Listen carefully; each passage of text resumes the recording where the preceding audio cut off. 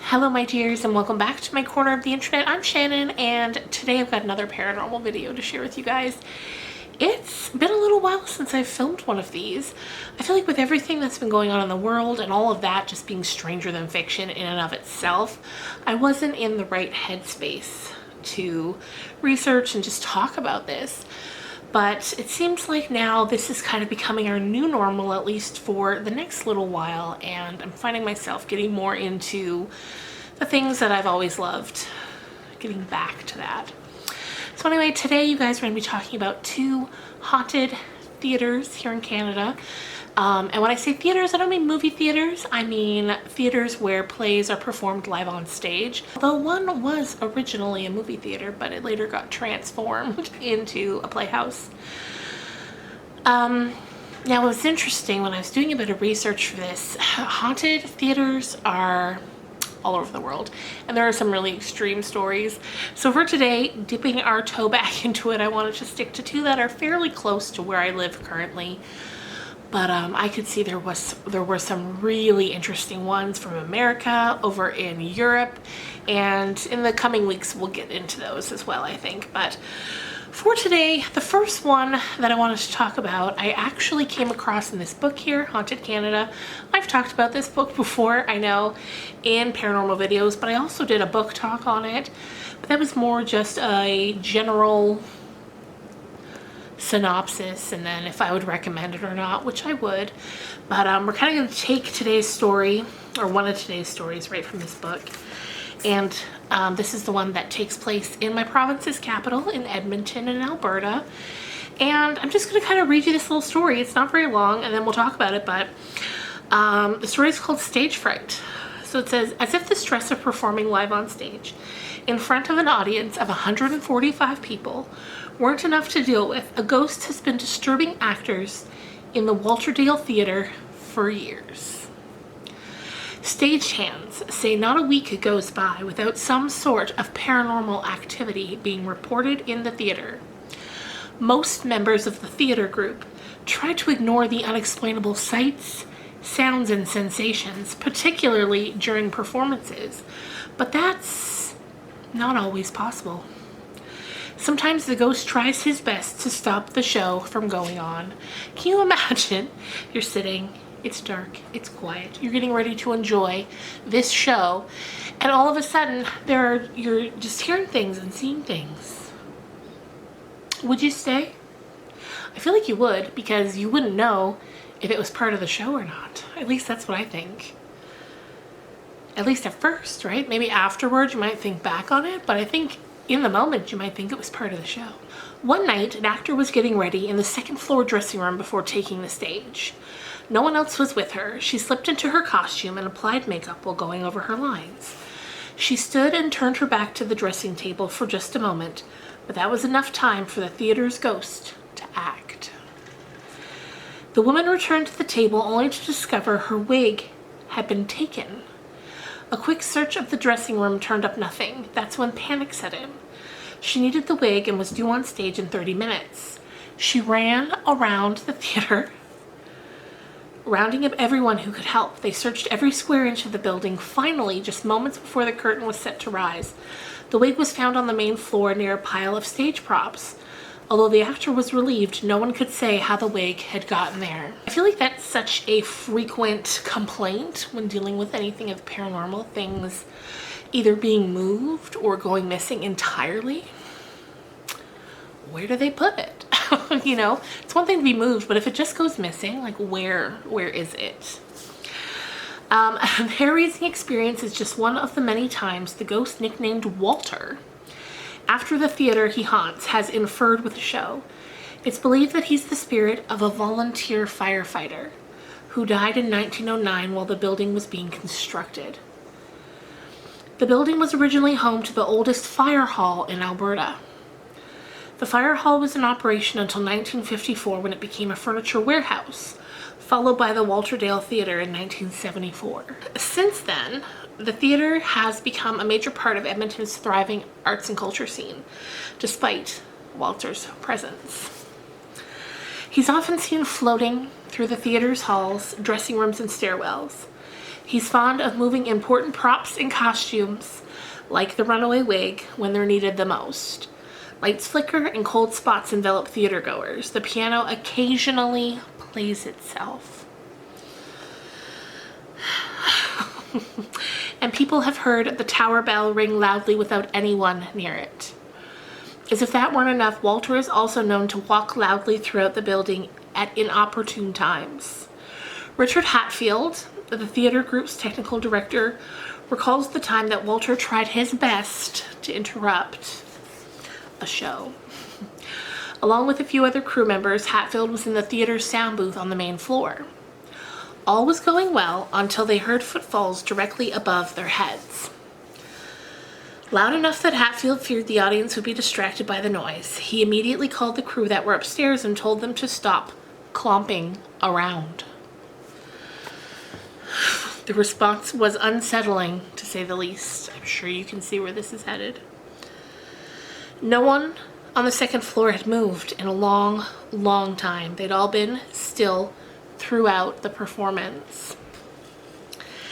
In order to calm the crew and not create any fear, Hatfield brushed the phantom footfalls off and tried to convince the others that it might have been crew members on the main floor that they had heard. But even as he said it, he knew it couldn't be true. The main floor was made of concrete, a surface that wouldn't produce the hollow thud clomp they had heard. And everyone agreed that the footfalls had definitely come from above. Distressingly, this wasn't an isolated incident. Hatfield has to work late from time to time and often alone. Or so he would like to believe. Sometimes when the theater is dark and quiet, he suddenly hears the same heavy footfalls stomping across the floor above. He stops what he's doing and rushes upstairs to investigate, but all he ever finds is an empty room.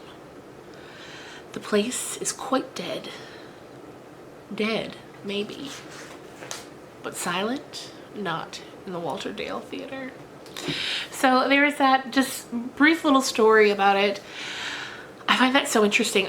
I find it so interesting that before it was turned, eventually in 1974 to the theater, it was originally a fire station. And I feel like places like that, police stations, fire stations, hospitals, places that deal with a lot of tragedy, always seem to have those spirits and energies and entities attached to them. And I find it interesting too, what did they say, the building that was the fire hall originally was built, I think, in 1905. And the second place I want to talk about today, which is located in Winnipeg, Manitoba, was built in 1907. So it's very closely related in date. Now, I have some notes here. Excuse me. 1907. Theater as it stands right now is called the Burton Cummings Theater. And Burton Cummings, he is a Canadian musician, singer, songwriter. I think he plays piano as well. And he was the lead singer and keyboardist for the group The Guess Who. I don't know if that group is well known outside of Canada. I think it might be. They've got some real classic hits. So anyway, the theater was originally called the Walker Theater, and like I mentioned at the beginning of this video, originally it was a movie house, but then later got transformed into a live performance theater. And now for this one, there's not such a detailed story like with giving the ghost a name and whatnot, but there's just so many. When you're looking up the Burton Cummings Theater, there's so many people just saying that they've seen or specifically heard strange things. And those kind of things range from voices, applause, that's one that gets brought up again and again. They can just hear somebody or people applauding when there's nobody else in the building. And once there was a recording was done there, and when it was listened to at a later date, there were voices. And now I don't know if they were able to pick out what was said. There's not a ton of info on this one. But I had watched a video that showed sort of a backstage look at the Burton Cummings Theater, and it definitely looks like somewhere that would be haunted. It's very run down. And one thing that I found really, really interesting as well is that the top balcony, so when you know how a theater is laid out, there's rows and rows of seats, and then there's balconies, and then the highest balcony. Well, up on the highest balcony, all the seats are actually old pews from churches. Isn't that interesting? I wonder if that brought any sort of energy with it as well. Because I feel like churches would definitely probably be a place where there would be a lot of spirits and a lot of energy lingering, you know, of all places, churches. So I just, that information that the top balcony is made out of old church pews just really struck a chord with me. And yeah, it looks like somewhere that's haunted. It's really run down. If I can find any photos, I'll insert them here as we're going. But another thing that's kind of neat is they show at one point in this video that about 15 years ago, a movie was filmed in theater, and wallpaper had been put up, but at this point the wallpaper is just tattered and peeling off the walls. And when you walk into one of the rooms, there's just what looks like a giant splatter of blood. Like, it looks like a murder scene. But the guy explained that away in the video by saying that, and he was saying that that was the scene where Christopher Plummer fake killed Margot Kidder, and the blood is just, the fake blood, of course, fake, has been there ever since. But just like walking into the room and seeing it, that has to be very unsettling, because unless you know that it has a history of being used to film movies, you wouldn't know. That would look like something very bad happened in that room. Anyway, so the Burton Cummings Theater is just all around very interesting, and maybe someday more stories with more details will come out about it. Anyway, you guys, that's gonna just about do it for me for today. Like I said, we're just dipping our toe in today. We're just dipping it back in, and next Wednesday we will go a little deeper and explore somewhere else creepy. I don't know what we're going to talk about next week yet, but I'm sure it will make you feel a little uneasy. And hopefully this one did as well. And if you live anywhere where there are haunted theaters and you have any stories, or you've heard any stories, do share them with me down in the comments down below. I always love to hear about your experiences. Thanks so much for watching, you guys, and I will see you on Friday with this week's book talk video. And speaking of things that are a little spooky, we're going to be talking about Stephen King's new book, If It Bleeds. So I'll see you then. Bye, guys.